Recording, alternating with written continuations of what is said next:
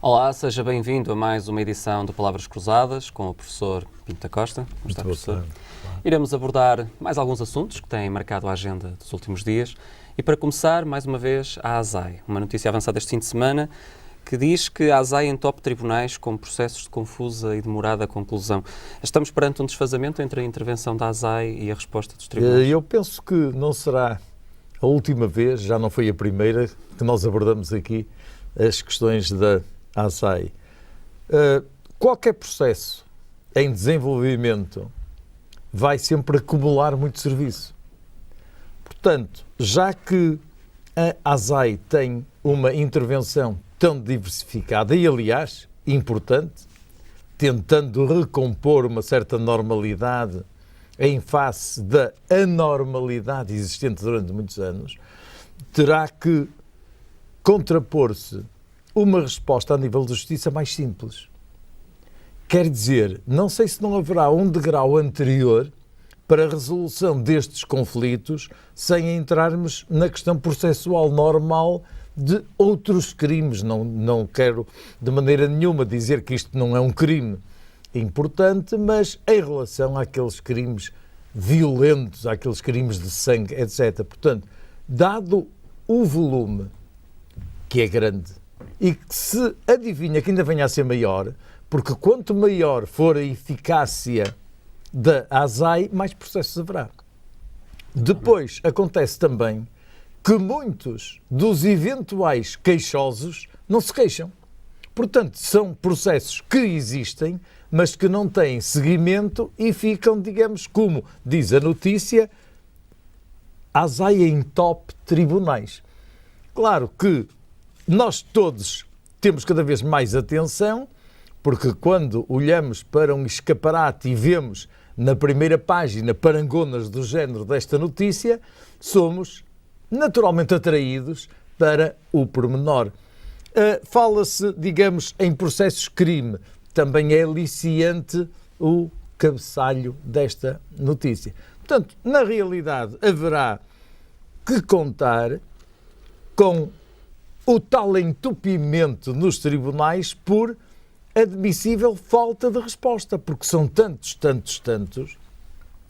Qualquer contrafação hoje já está a cair nesta alçada, independentemente da competência alargada da ASAI, de modo que julgo que, efetivamente, os números que impressionam na realidade, para quem ler logo que diz tinha desencadeado um total de 1.279 processos, ora, é muito, e 4.692 processos de contraordenação.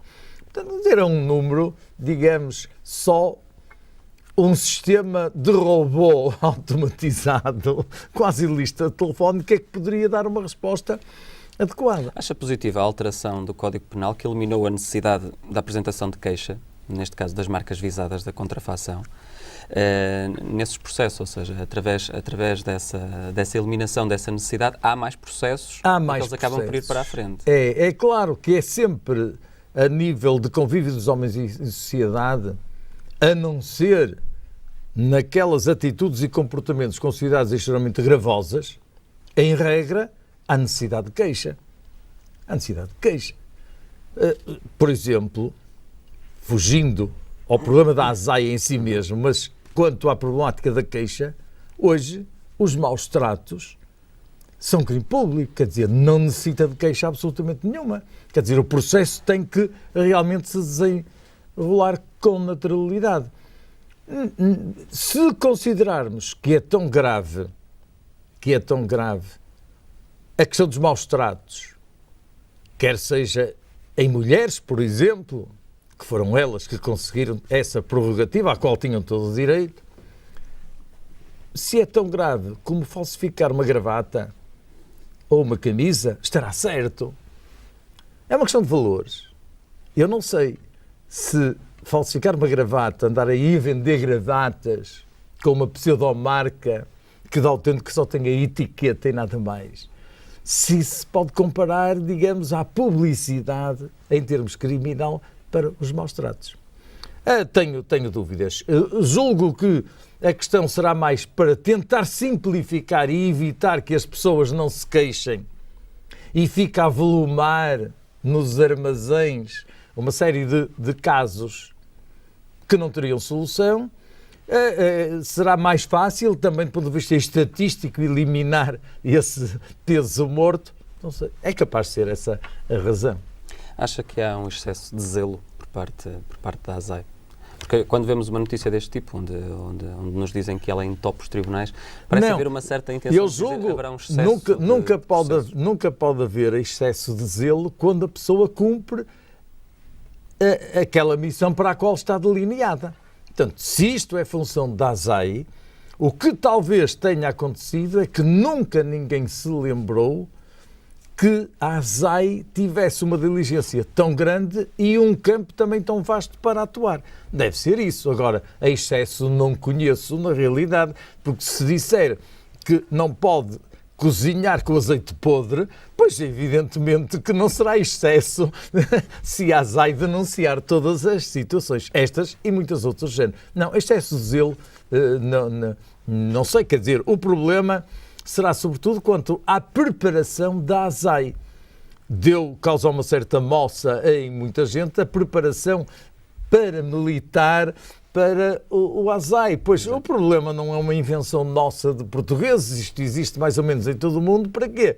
Para que quem tem que executar tenha uma certa capacidade de autodefesa e, por outro lado, meios para que as suas determinações não fiquem no vácuo, possam ser executadas. Para nós impressiona um bocado se estamos a ver agora os fiscais da ASAI de pistola metralhadora.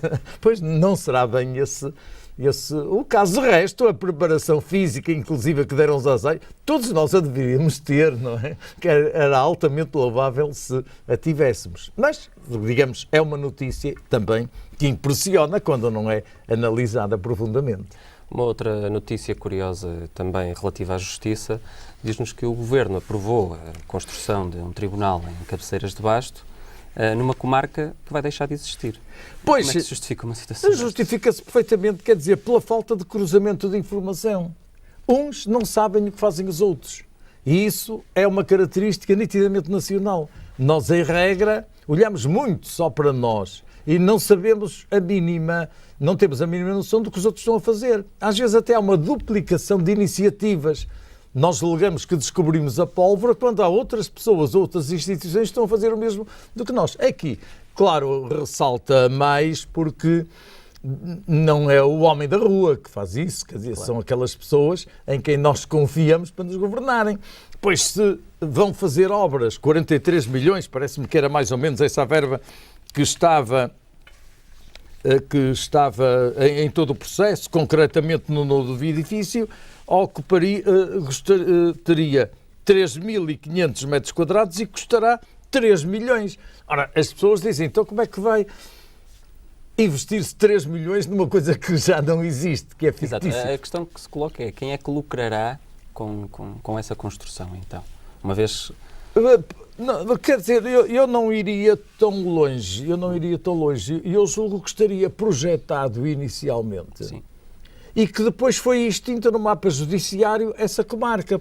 E não houve o acerto a dizer... Das atuais 233, vamos passar para 35. Exato. Quer dizer, portanto, o problema, na realidade, julgo que aí não haverá, pelo menos, argumentos para já para se estar a inferir dessa maneira. O que me parece, na realidade, é que estava orçamentada uma determinada verba, se calhar já havia projetos, etc., e certos compromissos, e a própria comarca foi extinta, mas já tinha, na realidade, sendo extinta. O que é que era normal? Quando foi extinta, rever o processo e dizer fica tudo sem efeito por esta e por aquela razão. Portanto, quer dizer... É que atualmente há uma preocupação tão grande com as contas, com as despesas... Contas, quando as pessoas e depois verificamos uma situação notícia, destas, 3 milhões, é muito relativamente quando se manda apertar o cinto, é claro. Hoje nem é preciso mandar apertar o cinto, que nós temos mesmo que apertar, mesmo que não mandem. Portanto, mas, de qualquer das maneiras, o problema, na realidade, é que estes avanços parece-me que em Portugal se fala demais. Fala-se muito. E se nós arranjássemos um mecanismo de transformar a energia sonora em energia mecânica, tínhamos a solução, éramos o melhor país do mundo. Porque na realidade são as promessas. Para o mês que vem vamos fazer isto, para o ano que vem vamos fazer aquilo, etc.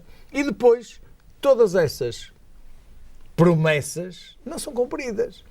E claro, depois dá uma certa confusão, dá uma certa instabilidade psicológica e vêm notícias deste género pela tal falta de informação. Porque o que é preciso é na realidade dizer qualquer coisa. Seja o que for.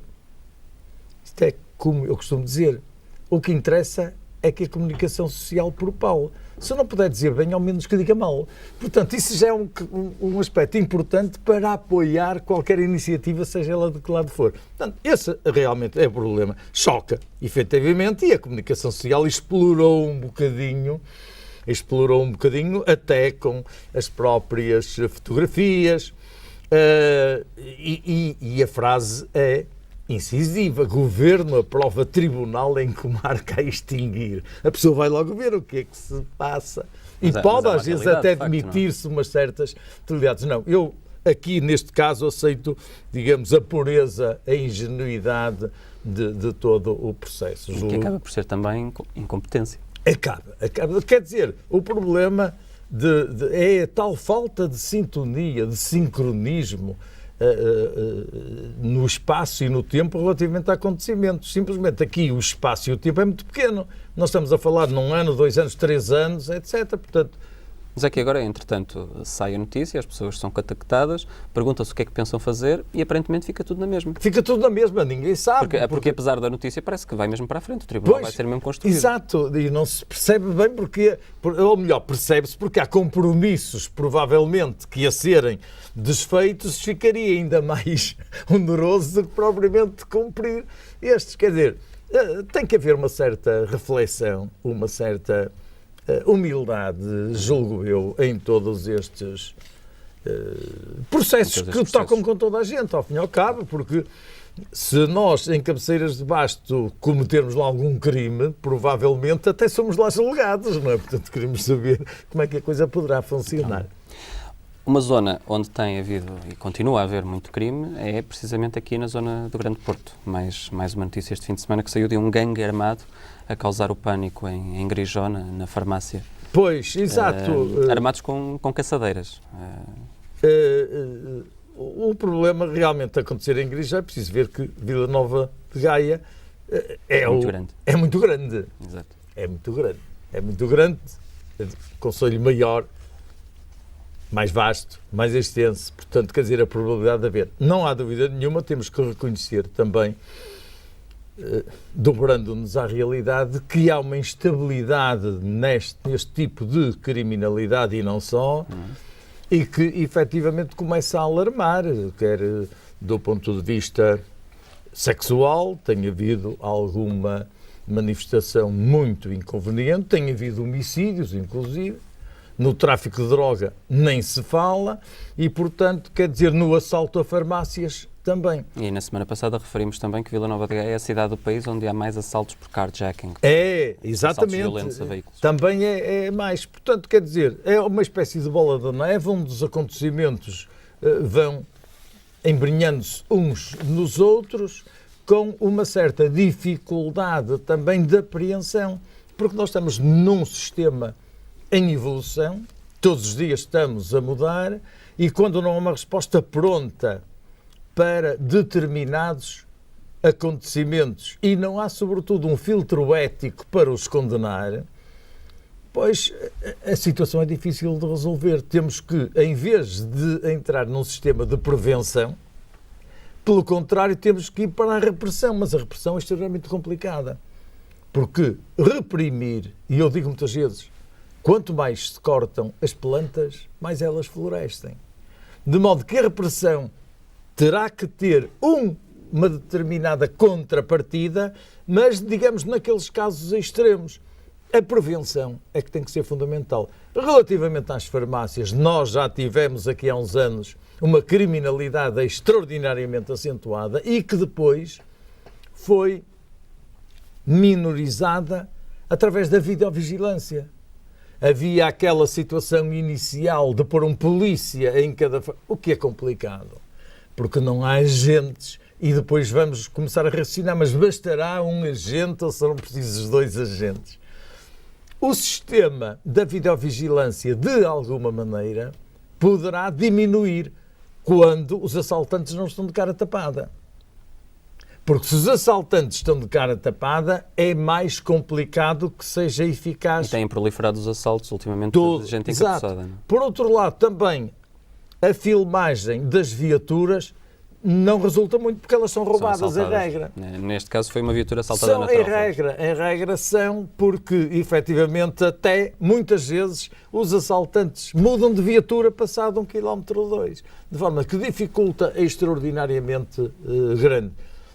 Pois se houver uma consciência ética em termos de cidadania de que é mau assaltar farmácias, alguém vai falar e dizer fulano e beltrano assaltaram uma farmácia. Mas é preciso que haja essa consciência e que não sejam louvados os assaltantes por terem ido à farmácia, por irem ao multibanco, por assaltarem tudo o que for. Porque, quer dizer, o desenvolvimento de todos destes acontecimentos vai ser beneficiado pela técnica quando não é usada de acordo com aquilo que nós achamos correto. Então, já se utilizam bulldozers para arrancar as caixas multibanco. As caixas multibanco. Quando nós chegamos a isto, já, quer dizer, não é o homem da rua que vai assaltar com esta metodologia. É quem sabe trabalhar.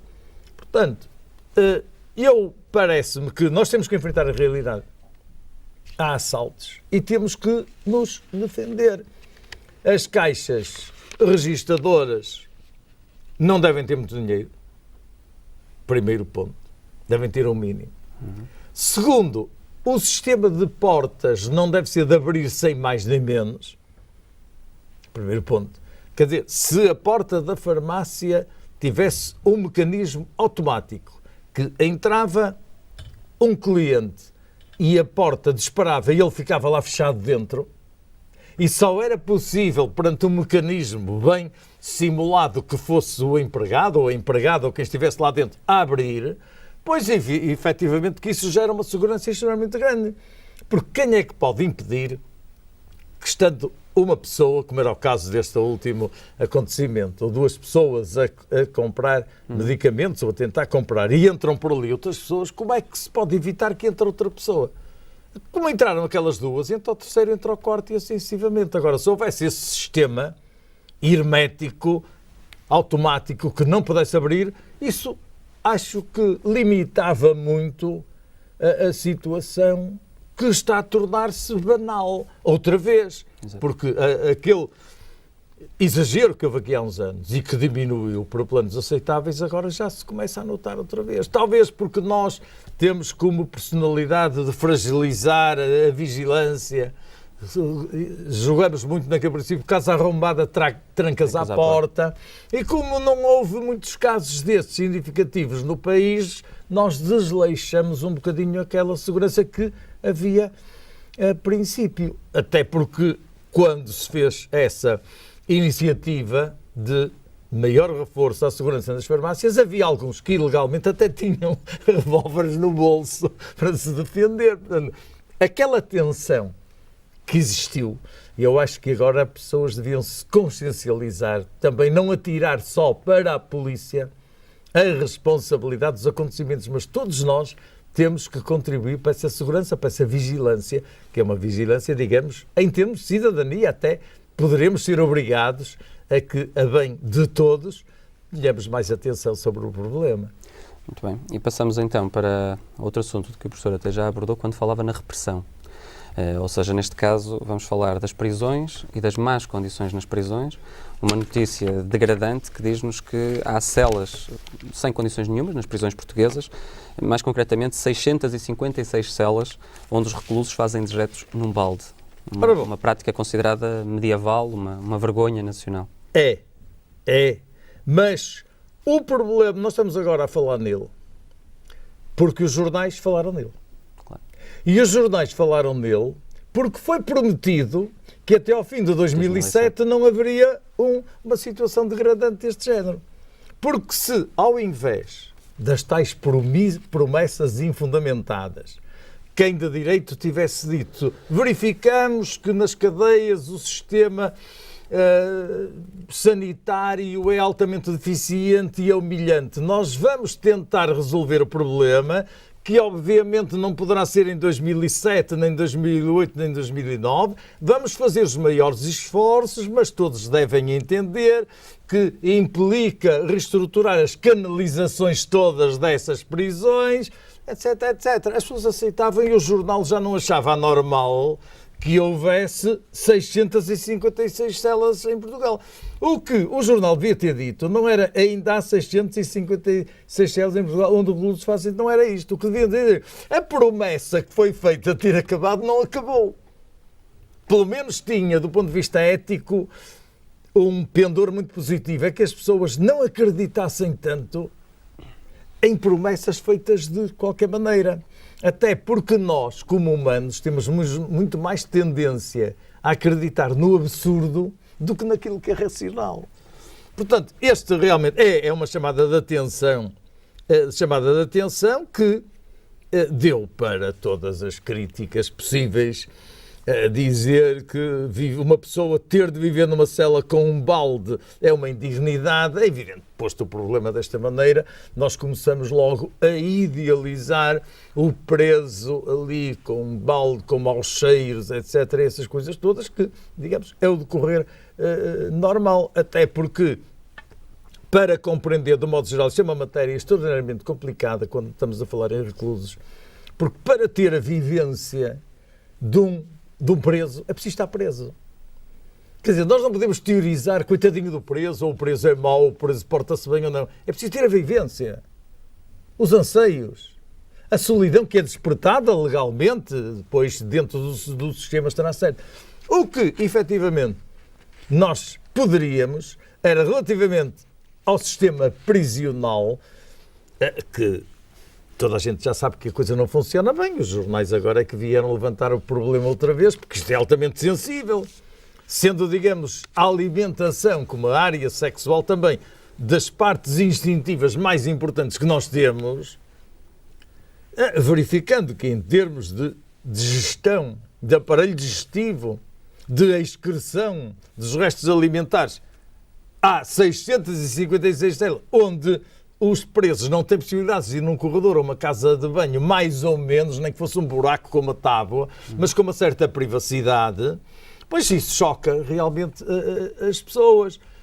Portanto, quer dizer, eu parece... É que mais do que as promessas, quando o ministro Alberto Costa iniciou esta legislatura, ele encontrou 1.413 celas nessas condições.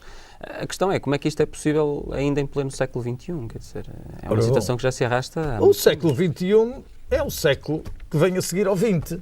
E o século XX vem a seguir ao XIX. E quer dizer, nós não podemos, de paraquedas, considerar um século totalmente independente das ligações da vivência humana anterior. Portanto, quer dizer, nós hoje ainda temos determinados princípios medievais. Pois, se calhar, estas prisões, e quando se fala nos 1.413 células sanitárias, isto não havia problemas nenhuns. Para o ministro, ele dissesse, nós temos 1.403, vamos tentar diminuir isto, não é possível em 1.403, vamos ver se daqui por 20 anos não temos nenhum. E as pessoas diziam, realmente, se ele explicasse o que é esburacar as paredes, construir canalizações, que tem que ter eletricidade, tem que ter esses processos todos, para evitar curtos-circuitos, para evitar arrombamentos, etc. E essas coisas todas de canos. Nós aceitávamos. Agora dizer, nós somos ótimos porque tínhamos 1.413 e agora só temos 656. Não chega, porque as pessoas o que querem é que todos os presos tenham um mínimo de dignidade quando têm as suas necessidades que são fisiológicas. Nós não podemos dizer a um preso, olha, se eu não defeca está proibido de defecar, não é possível. É um instinto. E não há dúvida nenhuma que na nossa civilização nós temos uma certa privacidade. Nós não andamos a defecar, pelo menos noutras sociedades andam, mas aqui nós não. nós consideramos isso do nosso próprio íntimo, do nosso próprio ser, cada um defeca da maneira que quer, com mais facilidade ou menos dificuldade, mas faz parte da nossa personalidade, faz parte do nosso eu. Tanto a notícia, na realidade, era fácil de ter evitado todo este comentário e a chamada de atenção, sobretudo, para uma coisa que as pessoas a maior parte nunca pensou, que o preso, na realidade, é um preso. E que, como preso, tem a obrigação de fazer as suas necessidades, em 656 casos, num balde, que até serve para limpar o chão também. Ora bom, isto realmente não é... O que é que nós podemos esperar de uma pessoa que é tirada para estas condições, quando depois se fala de reinserção social e ela é obrigada a viver durante o tempo que está presa nestas condições, entre muitas outras que nós sabemos que ocorrem nas prisões? É claro, se a sua reinserção social tiver sido feita para o reinserir, fica ótimo. O problema está em que, não sei, se em todos os casos o preso, o detido, será programado, será submetido a um sistema de aprendizagem que obviamente tem que ter a sua própria vontade, a sua liberdade de adesão, se ele pode ou não inserir-se na sociedade. Eu conheço pessoalmente alguns casos de sucesso, de êxito, de pessoas que hoje estão perfeitamente inseridas na sociedade. Porquê? Porque tiveram o acompanhamento do sistema prisional onde eles estavam inseridos, que lhe proporcionaram um despertar de qualidades inatas e que as pessoas, portanto, até acabaram por dominar outros como ex-reclusos após terminarem a sua pena. Se não houver este processo, pois é complexo, quer dizer, não sei se uma pessoa com as suas necessidades básicas primárias, como seja de ficar, está a ser programado desta maneira, o que é que poderá acontecer? Se ele será o indivíduo que vai ser totalmente inserido. Sobretudo, é claro, se a inserção social for para ele na vida civil passar a ficar num balde, isso está treinadíssimo. Mas julgo que o que nós queremos hoje, em termos de recuperação humana e direitos, liberdades e garantias fundamentais, é aquele mínimo. E o indivíduo tem uma casa de banho que não é luxuosa, pois deve ser acessível a todas as pessoas. Claro, podemos dizer, mas na vida civil nem toda a gente tem isso, porque ainda há agrupamentos de casas, por exemplo, chamadas ilhas, onde ao fundo existe um buraco que é o sítio comum onde todos vão fazer. Pois é, mas isso não quer dizer que nós possamos aprovar. Digamos, é aquela realidade que não vem do século XX, nem do século XIX, nem do século XVIII, se calhar vem muito mais anterior. E eu acho que, na realidade, promessas falsas de maneira nenhuma, porque isso dá realmente um descrédito. E ter muito cuidado com os números, porque os números impressionam muitas pessoas. É uma técnica, quando a pessoa quer valorizar aquilo que está a dizer, apresentar números. Mas é muito difícil também arranjar números exatos. Porque se calhar a própria contagem que está a ser feita não é exata, para logo. E por outro lado, porque nós não podemos reduzir o comportamento humano nem equipará-lo ao peso de um saco de batatas, que pesa 70 quilos, ou 52, ou 30, etc. E assim, não. Há muitas variáveis que, na realidade, devem ser tidas em conta antes de fazer qualquer afirmação, qualquer projeto, para que ele possa vir a ter sucesso. E se houvesse uma certa parcimónia, uma certa elegância, uma certa humildade em apresentar a dificuldade e as pessoas compreendessem, porque muitas vezes o diálogo que nós temos é um diálogo de surdos. Um explica, o outro não percebe, não explicou.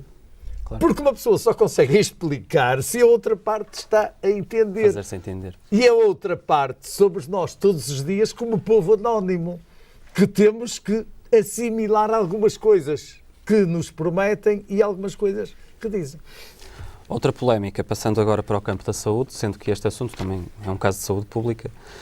Falamos agora das críticas de António Arnaud, um dos fundadores do Serviço Nacional de Saúde, e também de Manuel Alegre, uma constante voz de consciência dentro do Partido Socialista, ao ministro Correia de Campos por causa das políticas de saúde E relativamente a uma petição lançada agora pelo Bloco de Esquerda em defesa do Serviço Nacional de Saúde, geral, universal e gratuito, como ele foi criado na altura ainda nos anos 70. O que é que acha destas críticas duras? Esta pseudo-polémica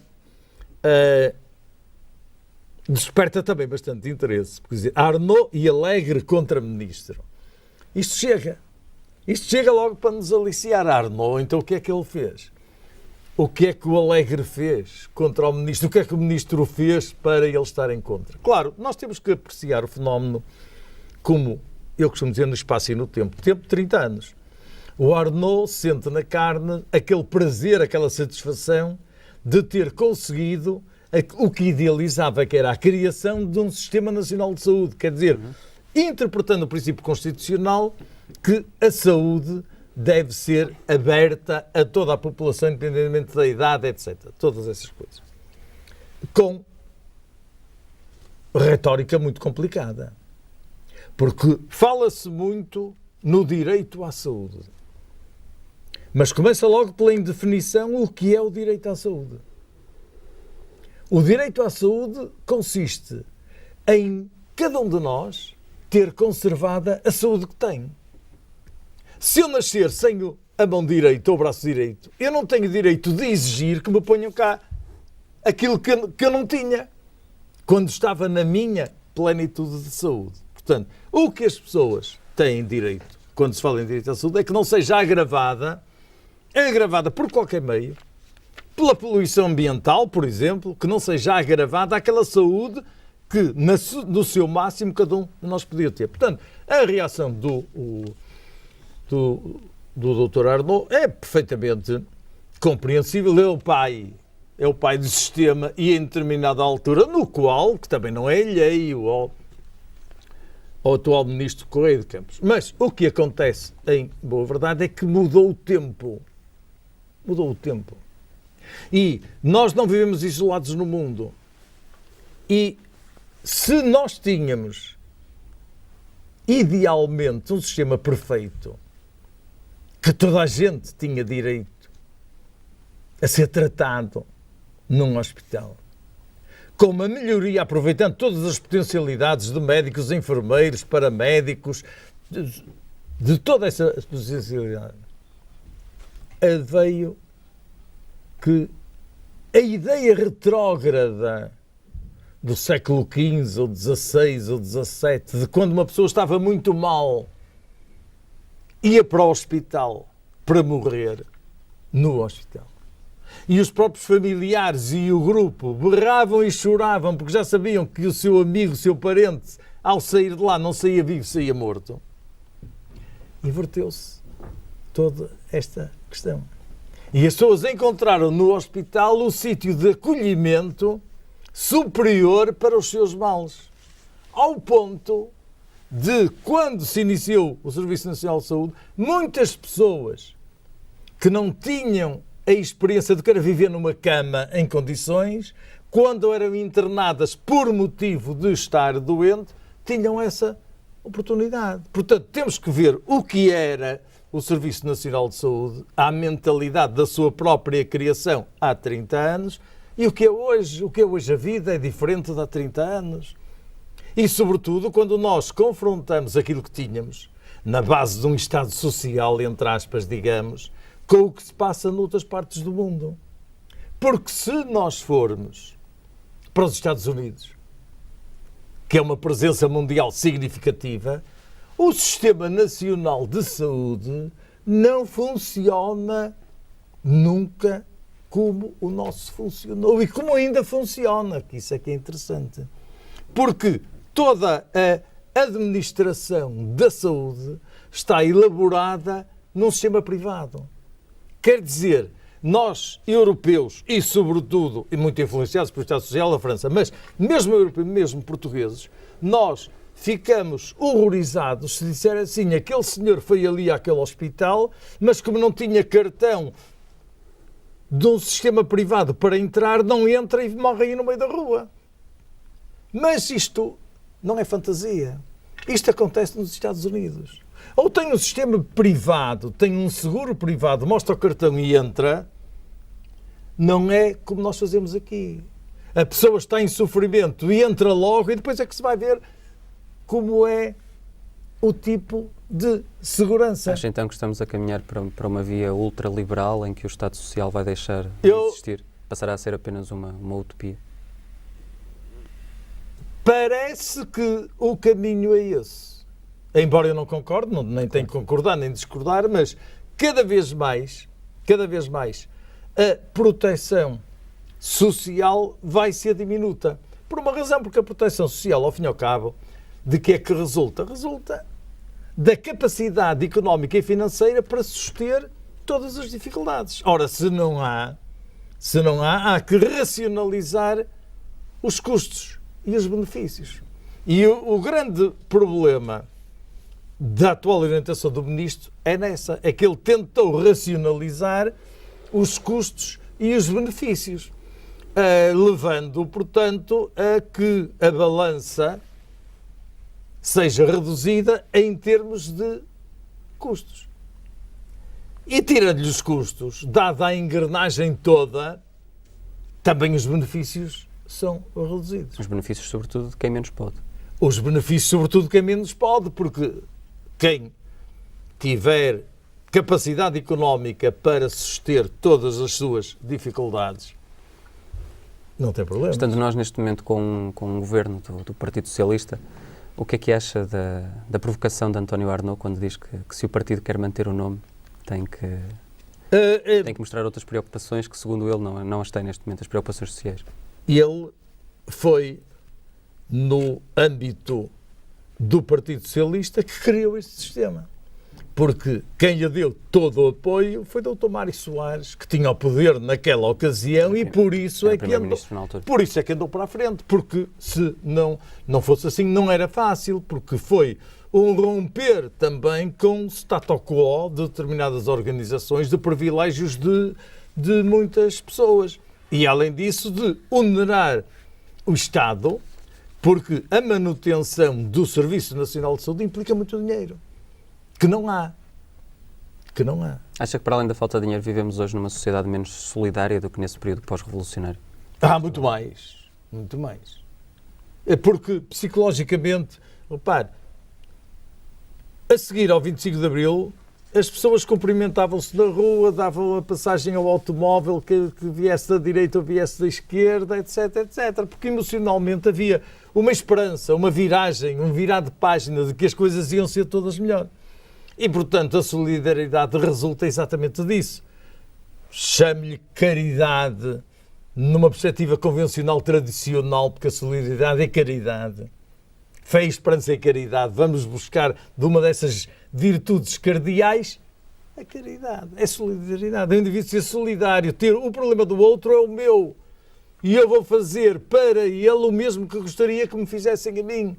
Essa é que é a solidariedade banal, natural. Nós não temos, antes pelo contrário, nós hoje vivemos muito numa ética do esmagar o outro, do trepar com os pés em cima do outro para chegar mais acima. E há determinados valores que estão inerentes à solidariedade e que hoje foram renegados. A honra é essencial. A honra, a palavra, o cumprimento da palavra dada, já falamos nisso há pouco, é um valor essencial.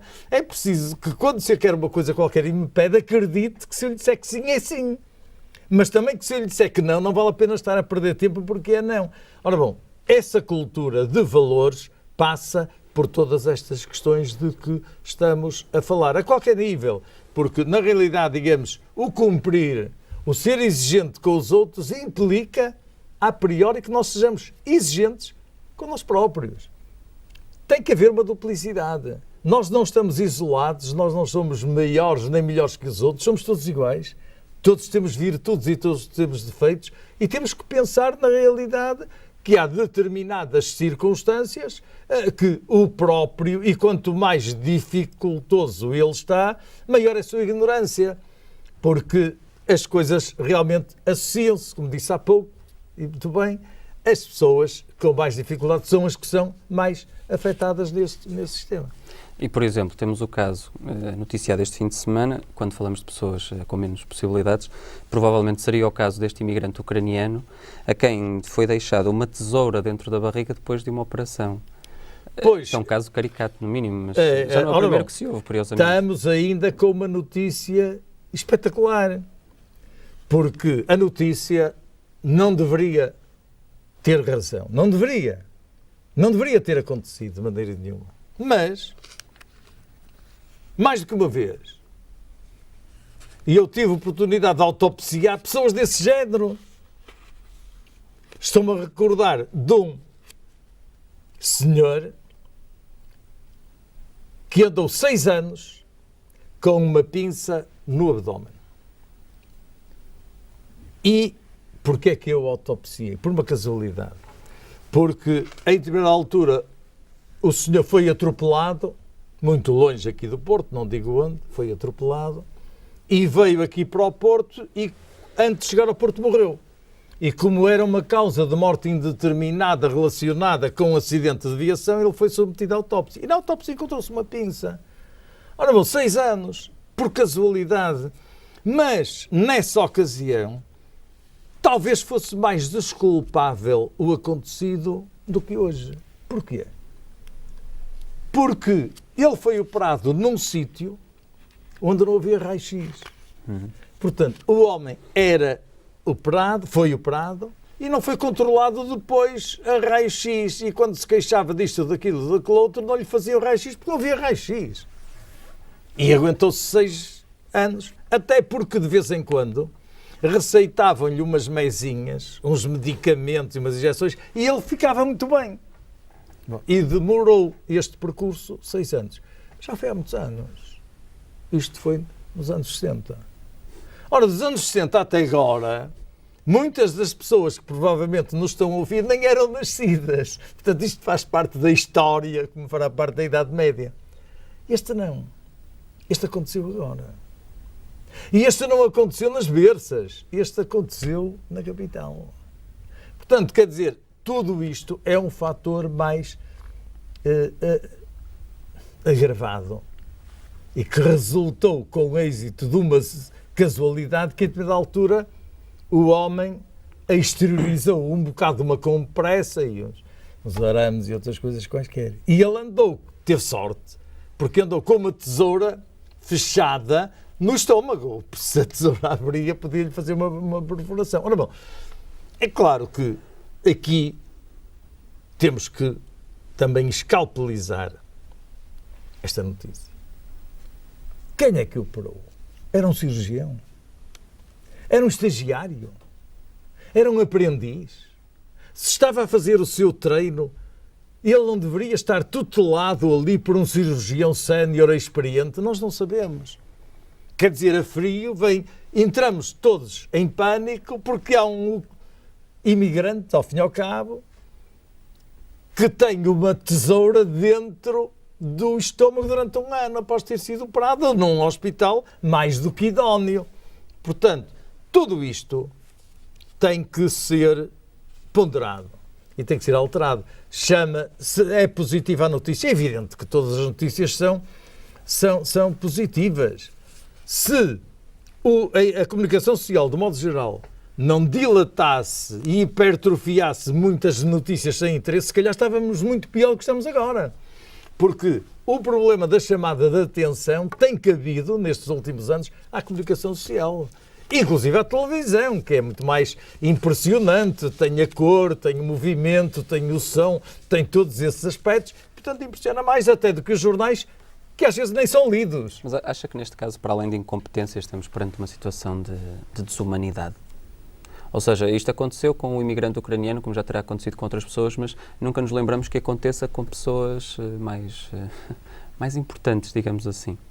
Acontece sempre à partida com pessoas desconhecidas. Neste caso seria um ucraniano que provavelmente nem teria grandes condições aqui a viver no nosso país.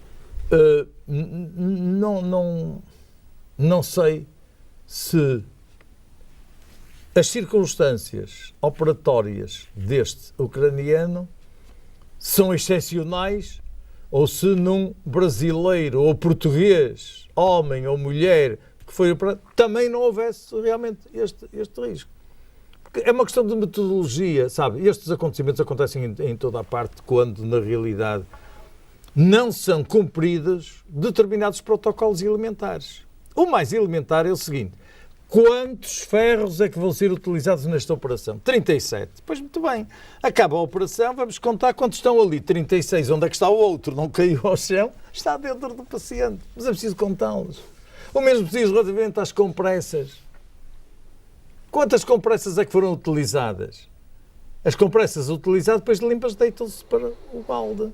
Se contarem as compressas, pode-se verificar se faltou alguma compressa ou não, porque às vezes acontece, porque, vamos lá ver, há cirurgias que são extremamente complicadas e que, enquanto o cirurgião está preocupado em suster o sangue, parar uma hemorragia, pode uma compressa desaparecer. Isso não é. Como também pode desaparecer mais uma tesoura, mais uma pinça, etc. Não é esse o problema. O problema está em não ter detectado que faltava ali algum material.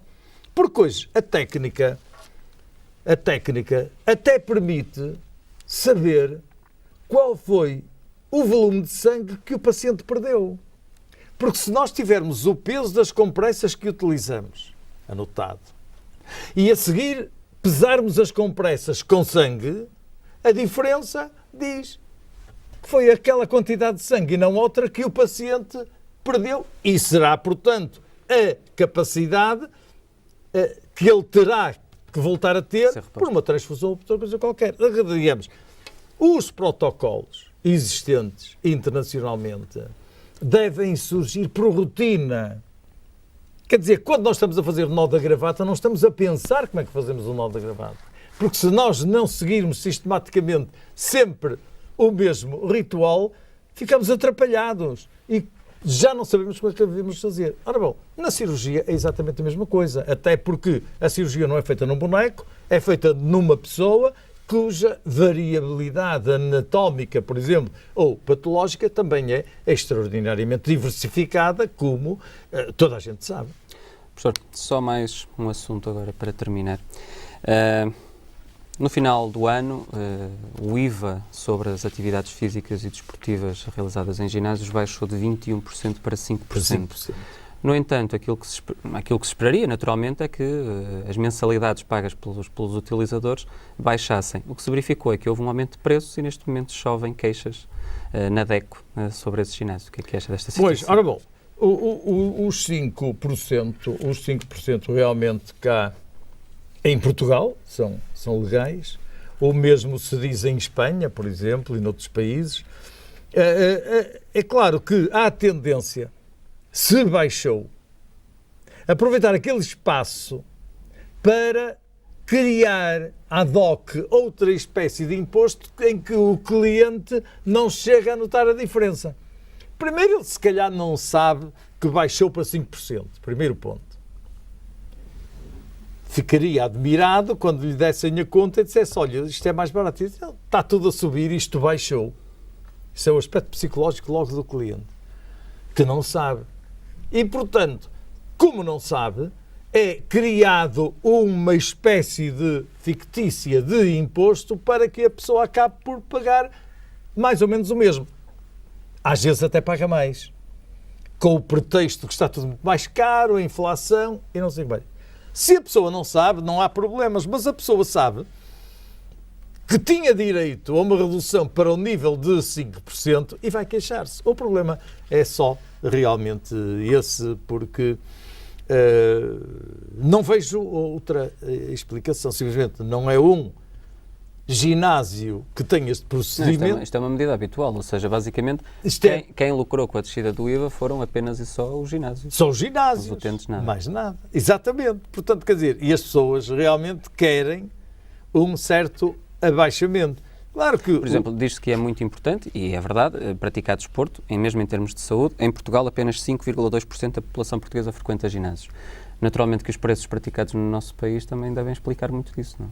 Pois, os ginásios são extraordinariamente importantes, mas implicam determinados pressupostos. Primeiro, que o cidadão tenha tempo para ir ao ginásio. Claro.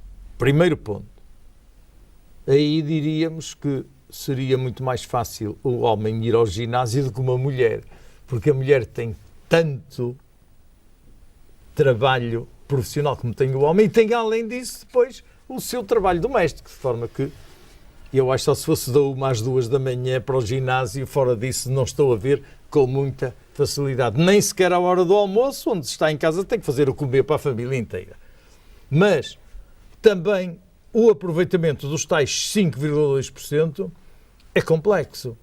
Porque aquelas pessoas que utilizam o ginásio, e não são poucas, à hora do almoço, outras antes de ir para o trabalho, outras depois de vir do trabalho e que vão a correr, quer dizer, já está até certo ponto contrariada à missão que era o ginásio, que era obter relaxamento. Então a pessoa vai a correr estressada, com o seu saco às costas, está ali a fazer o relax, está a fazer tudo o que os ginásios proporcionam. E bem, se fosse feito em condições favoráveis e a pessoa não tivesse que ir para lá a correr, fosse logo a cantarolar, olha, vou para o ginásio. Isso já era positivo. Mas não, as pessoas vão a correr, atropelam-se às vezes, até subir as escadas e as passadeiras, no sítio onde há passadeiras, atropelam-se ali todos porque vão descansar e a pessoa vai a correr. Ora, isso, vá lá, tem um efeito positivo em 5,2%. O país não está preparado para que nem sequer 80% possa usufruir desta estrutura, que é uma estrutura nova. Tem que ter uma mentalidade nova, obviamente, que a pessoa se sente melhor, é preciso depois dizer ao outro, olha, vai, porque vale a pena, eu sinto muito melhor quando vou. Mas tem que pagar. E não sei se o plafond económico de uma pessoa que tem família se realmente proporciona mais do que 5... Em grande parte das famílias portuguesas nem chega para as necessidades básicas. Se será fácil ultrapassar os 5,2%. Desejável, não há dúvida nenhuma que seria. Agora, possível, nós temos também que ter uma certa humildade e não nos deixar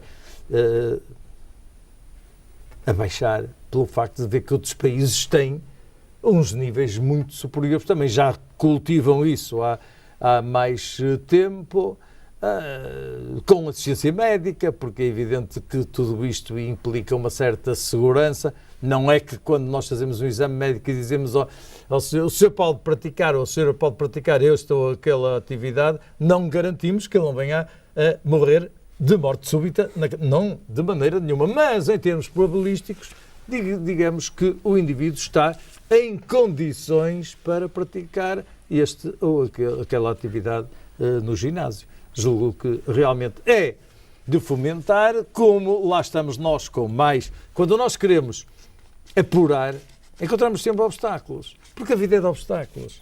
Nós temos a ASAI agora a ter degraus por todos os lados, dificuldades de toda a monta para tentar regularizar as bolas de Berlim e essas coisas todas. Bom, a carne de porco. As pessoas hoje criticam. Eu, antes de vir para cá, ouvi uma coisa muito curiosa de certas pessoas a protestar porque para dar mais um jeitinho faziam umas coisas em casa que agora obrigavam, iam lá ao ASAI que lhes dava cabo da paciência, não sei o quê. Ora bom, todos nós sabemos que a complementariedade hoje, em face, digamos, do nível desfasado dos nossos vencimentos, dos nossos proventos em relação aos estrangeiros, leva-nos a ganhar mais ou menos como eles ganham. E não é no emprego, portanto vamos fazendo outras coisas, quase íamos fazer uns bolinhos em casa, fazemos umas tortas com material barato, umas refeições para fora, etc. Claro, se a ASAI, como estavam a dizer essas pessoas na rádio, a protestar que a ASAI que lhes estragava a vida, etc., pois não é o estragar a vida, as pessoas não compreendem que a missão da ASAI é melhorar a vida de todos nós. Simplesmente, como a torrente era muito forte, há que estabelecer barragens de vez em quando para que a água caminhe ao nível desejado. Mas ultimamente desejado. O que as pessoas sentem é que a vida, em vez de lhes estar a ser facilitada, está a ser dificultada e muito. Está, mas é uma questão de mentalidade, porque também quando se iniciaram as vacinas, as pessoas não queriam ser vacinadas porque tinham direito a não receber uma injeção. Então é uma questão de mentalidade. É preciso que as pessoas compreendam que a ASAI não é um inimigo.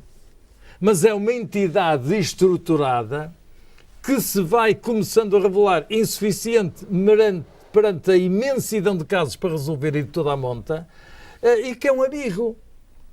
E estabelecer diálogo e dizer, sei lá, mas qual é a solução que eu devo fazer, etc.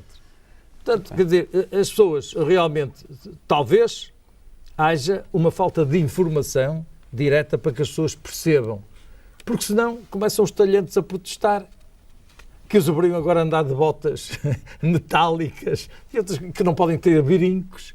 Pois é evidente que não podem ter brincos, nem outros utensílios do género. E se o brinco cai no meio da alimentação? Não era agradável que se eu, quando estivesse a comer uma coisa qualquer, tivesse lá um brinco, qualquer objeto desse género. Mas as pessoas não compreendem. Por que razão é que não pode ter brincos? Porque também a versão que é dita popularmente é que prejudica a saúde. Mas prejudica a saúde de quem? Do brinco, da orelha, do nariz. Tem então que haver mais esclarecimento. Tem que haver mais esclarecimento, mais informação, com lealdade e maior abertura para resolver os problemas. Ultrapassar o nosso tempo. Muito obrigado pela sua participação em mais este Palavras Cruzadas.